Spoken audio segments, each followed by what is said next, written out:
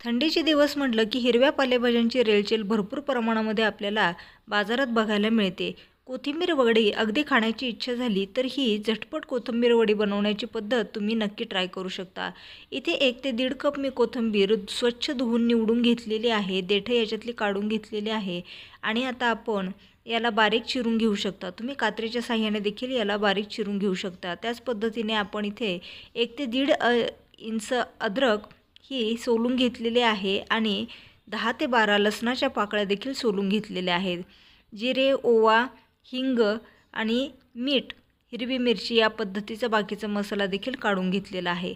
हा सर्व मसाला आता आपण मिक्सरला बारीक वाटून घेणार आहोत.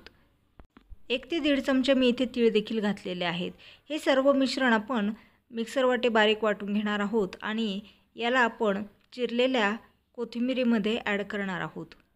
आता आपण दाबून 1 कप एवढं भाजणीचं पीठ इथे घातलेलं आहे. या जागी तुम्ही बेसनाच्या पिठाचा देखील वापर करू शकता.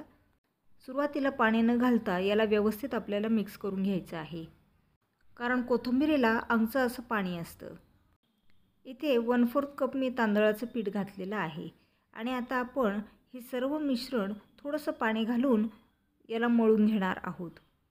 हा गोळा या पद्धतीने मळून घेतल्यानंतर आता आपण थोडंसं ग्रेसिंग करणार आहोत पोळपाटाने लाटण्याला.